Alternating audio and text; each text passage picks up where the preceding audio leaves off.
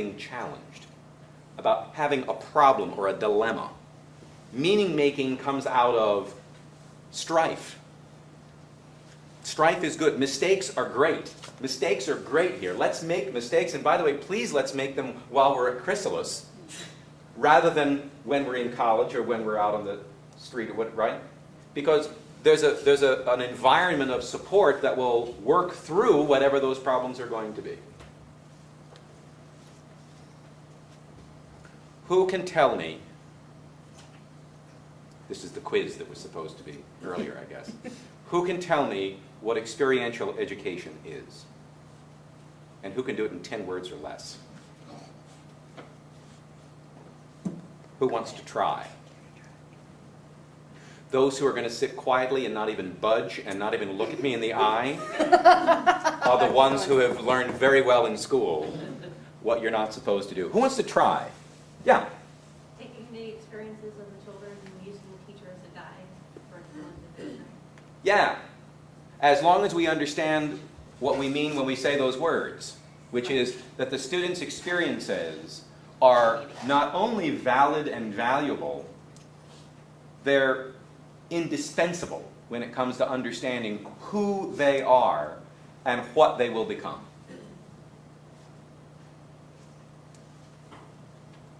Who else wants to try? Yes, ma'am. I'll do a couple of words. Posing, delving, developing, applying, and connecting. And ... Go keep on that lovely thesaurus sort of vibe. Exactly right. So could you give me a list of words that would be the antithesis, the opposite, instead of the inquiring and the connecting and the what sorts of terms would you not use to describe experiential education? Impressive. Didactic. Didactic, good. Led. Imposed upon. Again? Worksheeted, yeah. Designed. Good. Worksheeted. Good I love job. that word. Nice. Work. That's good, Carl. Be sure that we're articulating that Nice. clearly. Worksheeted.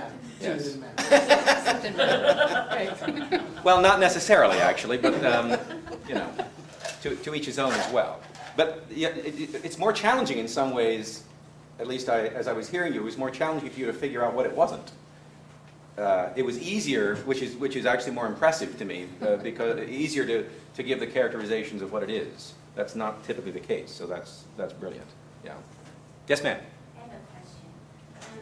In the classroom, when you are following up on what the children's natural inquiry is as a teacher, so let's say something's introduced on Monday, and on a Tuesday you're going off with these different lines of inquiry. How do you involve the other students in the inquiry of the other children? Yeah. It's a great question, and there's no easy answer. The best answer I can give is that most of the time, particularly for the younger students, and I don't have an age range that's going to be accurate, but younger students tend to coalesce around other students. It tends not to be one student doing this and one student doing that, and there being no connection between them whatsoever. Sometimes that's the case, but more often it's the case that you've got at least two, sometimes three or four, that will coalesce around a project. And there, you've got the brilliant opportunity for individuals taking the lead in different elements or aspects of it, and then build the problems, so the solutions to the problems that they're actually investigating. The older you get, I'm thinking now of, and this again, it's not written in stone or cement, 10th, 11th, 12th, there you can see a bit more of an individual sort of thing. But also note, Dewey he was influenced by a fellow by the name of Pestalozzi, who was the fellow in Switzerland who argued that you start from the concrete and you go to the abstract. He's the guy who had the castle at Yverdon after the Napoleonic Wars, and he took orphans of the war, and he actually observed them in the courtyard.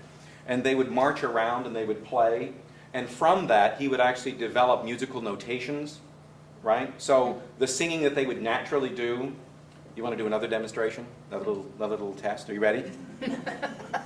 Finish this. Na na na na. Descending minor third is what that is. You've already demonstrated it.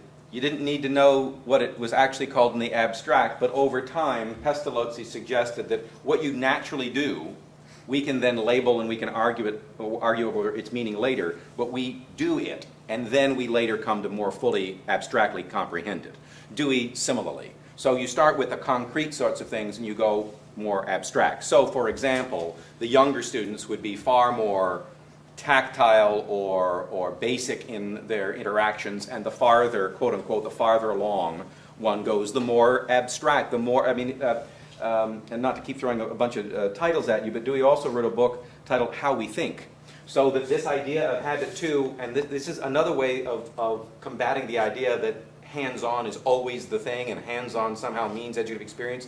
10th, 11th, 12th graders, and again we can fudge the grades because 9th graders and some 6th graders, by the way, are brilliant in this as well. When they're thinking in creative ways and thoughtful ways and meaning-making sorts of ways, they're also doing habit two. So it doesn't have to be just from a basic level for lower grades and a more abstract level, but in the general sense or the general scheme of things, that's the way Dewey and Pestalozzi believed that it worked. And just as a historical anecdote, Dewey always lectured. And badly, apparently. Yeah. He was not considered the $1 million professor at Columbia. That was William Hurd Kilpatrick, a native of Macon, Georgia, by the way. So when the children do get older, when they're in the upper high school grades, not so concerned about sharing information?